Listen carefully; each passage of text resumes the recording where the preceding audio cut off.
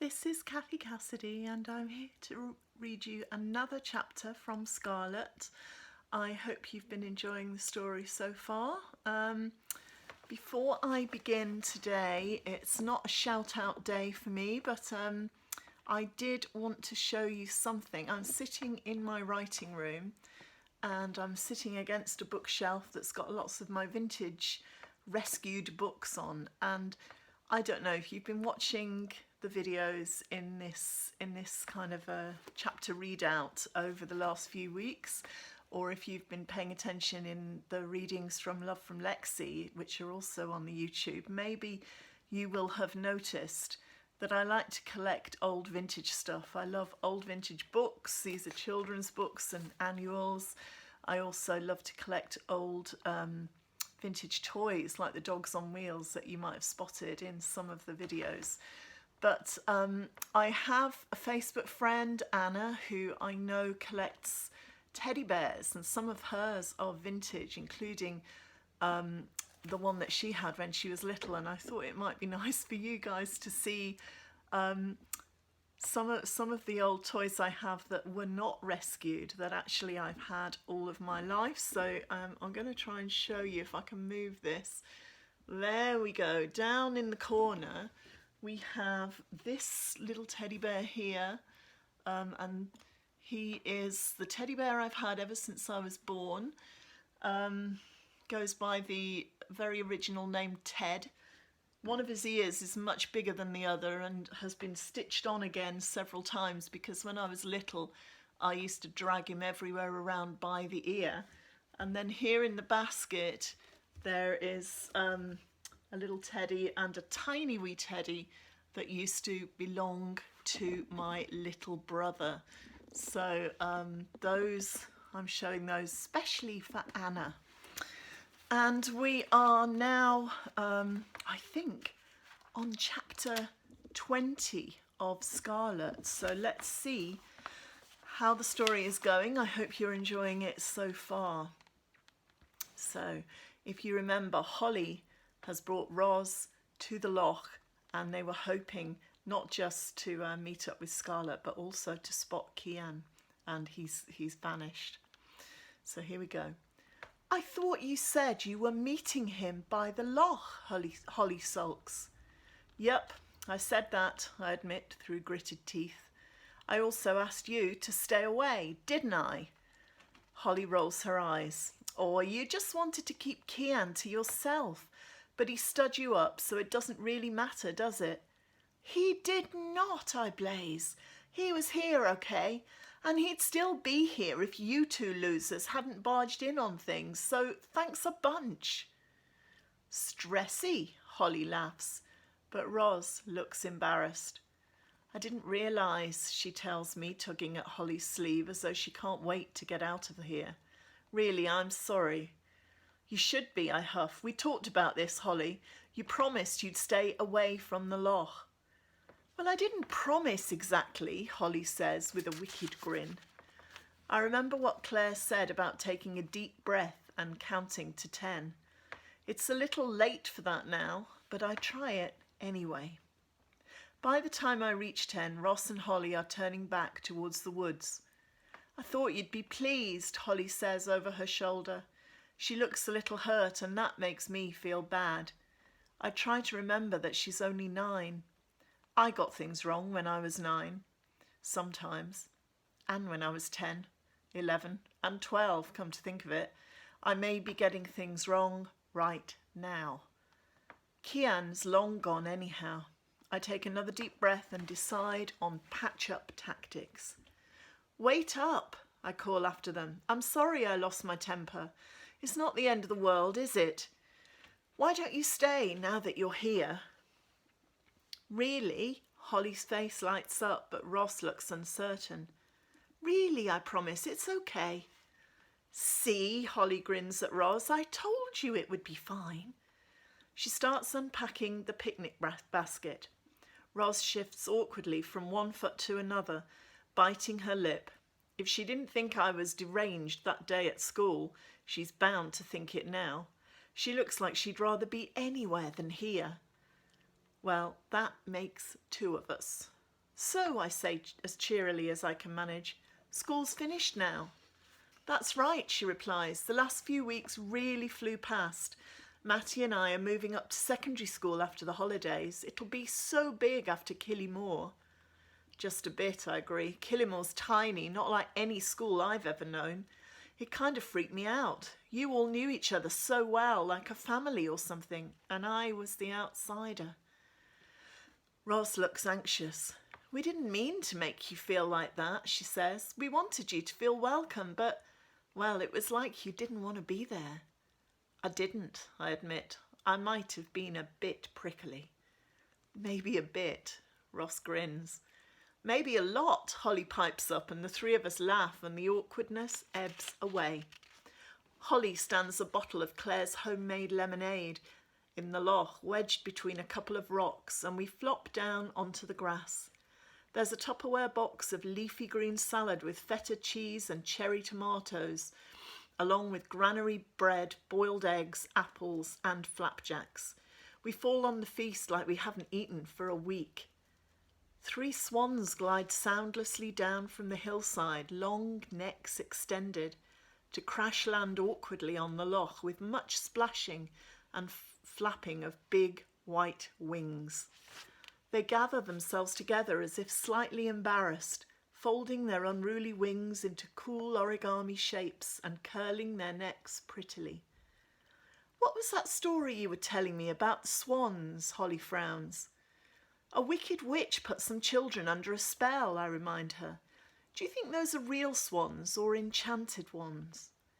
Oh, enchanted, definitely, Holly breathes. Honestly, Holly, you believe anything, I scoff. Will you be going to the senior school in Westport? Roz asks me as we watch the swans glide out into the lough. I won't know anyone in our year except Matty. I know some of the older kids, but that's not the same, is it? You'll be fine, I tell her. Give it a week and you'll wonder what you were worried about. You'll make tons of new mates. So you'll be going? Holly says. Holly, you know I won't. The minute I set foot in a school, I get myself knee-deep in serious trouble. Homeschooling is safer. Nobody can expel me. Don't listen, Ross, Holly says staunchly. Scarlett is cool. Honest. I want to be just like her. Except I'm having a pierced nose instead. You are not, I argue. We've been through all that. Tell her, Roz, it's a bad idea. For sure, Ross agrees. Imagine the hassle when you get a cold. Ugh. I'm going to do it, Holly grins. You'll see. Yeah, right. I pick the shell off one of the hard-boiled eggs and flick it away into the grass. I'm sorry I dismissed Roz as a geeky country kid. She's much nicer, much funnier than I remember. And if she thinks I'm mad, bad and dangerous to know, she's hiding it well. I look at her shiny hair, her pale skin and goofy smile. She is the kind of girl I'd have blanked a month ago. The kind of girl I avoided like the plague because she reminded me of who I used to be. We could be friends, maybe. These days, I need all the friends I can get. What's homeschooling like then, she asks, biting into a cherry tomato. Is it a skive? It's cool, I tell her. I have to do 2 pages of maths every morning, but I get to study the things I want to as well, like crazy old Irish legends with swans in them. Dad and Claire let me work out here by the lough too. They trust me, I suppose. Would they still trust me if they knew I was meeting Kian every chance I got? Probably not. Don't you get awful lonely? Roz is asking. Not really. It's good to have some time out. And it's not like I don't see anybody. So, this Kian, is he your boyfriend? Roz wants to know. Kind of. Well, he's my best friend anyhow, I think. He makes me laugh. He makes me think. He makes me dream.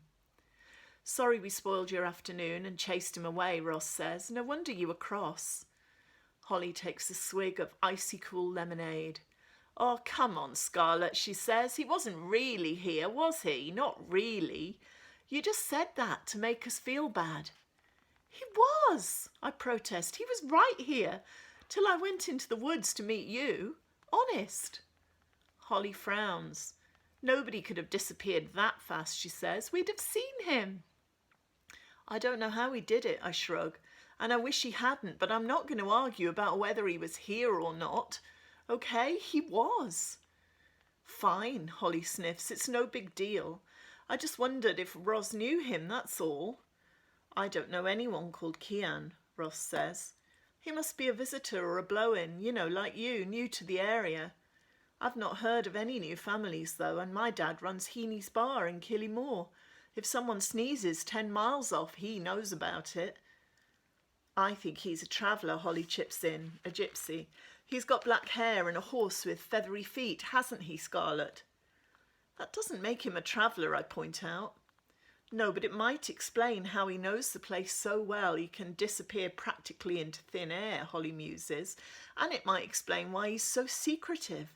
Come on, Scarlett, we're not that scary. Why did he have to leg it the minute he heard us coming? I don't have an answer for that. Being tracked down by Holly and Roz is not exactly the highlight of my day, but I'm coping. Kian could have coped too. He'd have made Holly and Roz laugh, told them stories, charmed them with his blue-black eyes. Holly could have had a ride on Midnight, fed him apples from the picnic. Maybe he's from Dublin, Holly muses, an orphan sent here to live with his grandparents, or a runaway, a fugitive from justice, living wild in the woods, stealing eggs and trapping rabbits to survive. I bite my lip because this seems closer to the truth, even though Holly's version of it makes me laugh. He's just a boy, I tell her. It's no big mystery. Holly's eyes widen.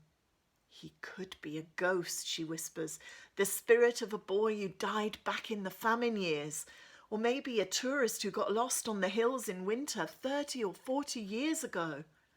You're nuts, I laugh. Holly chucks the last of the granary bread out onto the loch, and the 3 swans paddle furiously into the shallows, gobbling it quickly. I scan them for signs of magic, enchantment, but they're just big white birds, greedy and bad-tempered, with snapping beaks and ruffled feathers, hungry, flapping, scrabbling for bread. So there we go. That was your daily chapter of Scarlett. I hope you are enjoying the story, and the mystery around Kian seems to be thickening. I hope that you are coping okay with the lockdown thing. Maybe where you live it's easing off a little bit, and hopefully that's a good thing, but maybe for some of you it might make you feel a bit more anxious. I don't know. You'll have to let me know, comment and tell me what you think about it. Where I live in North Wales, things are still pretty strict, so yeah, very locked down here still. And that's okay, I think, because it's all about keeping ourselves safe and keeping vulnerable people safe and keeping the NHS, just kind of helping them to get on and do their jobs safely as well. So I think, yeah, let's stick to the rules, whatever they might be, while we've got the chance, and get this virus sorted and beaten, okay? Try to find something fun to put a big smile on your face today, and if there is sunshine where you are, get out there and try and see a little bit of it, because that always helps. Take care, and don't forget to tune in tomorrow and leave me a comment if you can on the blog, on the YouTube channel, and spread the word. Tell your friends if you're enjoying this story, maybe they will as well. I'll see you soon. Take care.